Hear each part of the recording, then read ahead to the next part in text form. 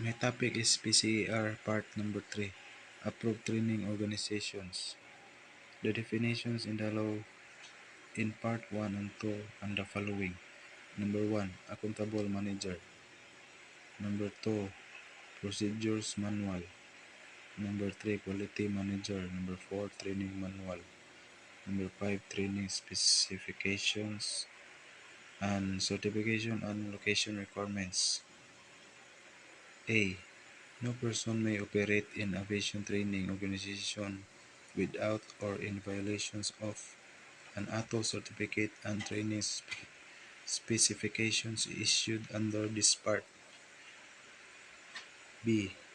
No persons may conduct training, testing, and or checking in-flight simulation training devices without or in violation of the certificate and training specifications required under this part.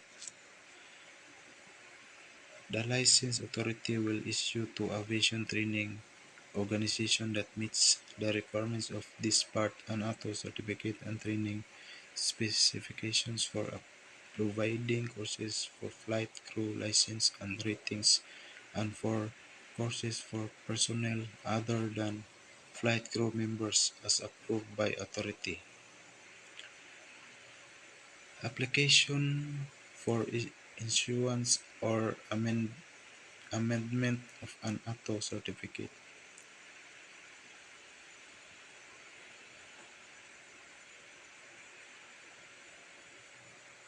An applicant for an auto certificate and training specification shall apply at least 120 calendar days before the beginning of any proposed training.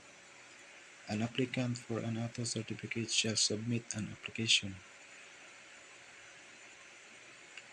in a form and manner prescribed by the license authority and containing any information the license authority requires the applicant to submit, including at least the information shown in Appendix A implementing standard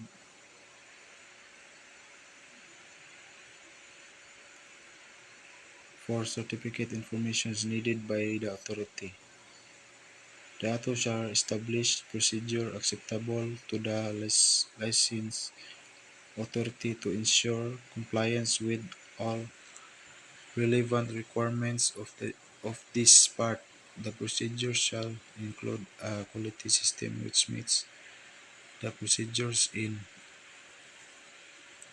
an applicant for certificate shall ensure that the facilities and equipment described in its applicable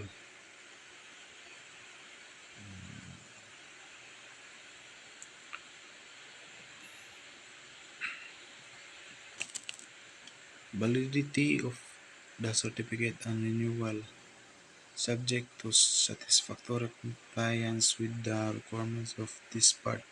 The validity of the certificate is 5 years inspections. Renewal of the certificate. An auto may apply for renewal of its certificate within 30 days preceding the month its auto certificate expires, provided the auto meets the requirements prescribed in this part. After the application, the auto will be inspected to ensure that it meets the requirements prescribed in this part. Implementing standards. Suspensions or revocation. The authority may suspend or revoke an issue auto certificate if it is established that a certificate holder has not met or no longer meets the requirements of Part 3. State Light Autos. The holder of an auto certificate may conduct training in accordance with a training program approved by the authority at the State Light Auto. Number 1. The facilities, equipment, personnel, and course content of the State Light Auto meet the applicable requirements. 2. The instructors at the State Light Auto are under the direct supervision of management personnel of The principal ato and the certificate holders training specifications reflect the name and address of the statelight ato and the approved courses offered at the statelight ato. The authority will issue training specifications which prescribe the operations required and authorized at each statelight ato. Training program and approval.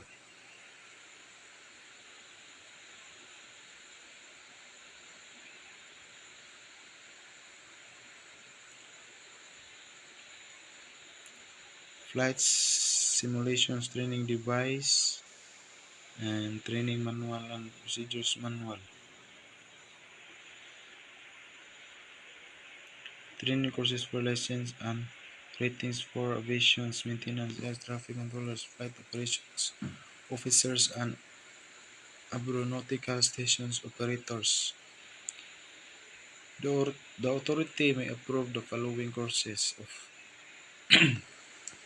instruction to an applicant for or a holder of an auto certificate provided the applicant meets the requirements of car parts. A. Aviation maintenance license course. Airframe rating, power plant rating, avionics rating course. Air traffic controller license course for ratings for air traffic controllers license. Flight operations officer course. Aeronautical station operation course. Training program and approval. Training manual and procedures manual.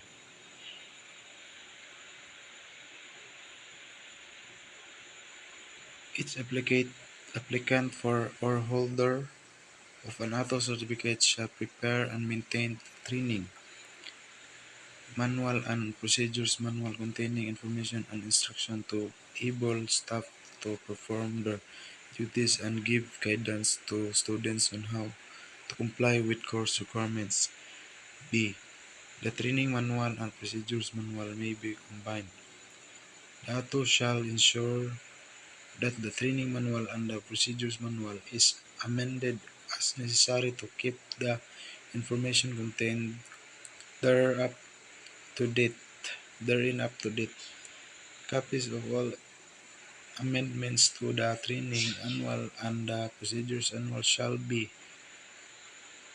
furnished promptly to all organizations or persons to whom the manual has been issued. Mauro to akong report. Salamat.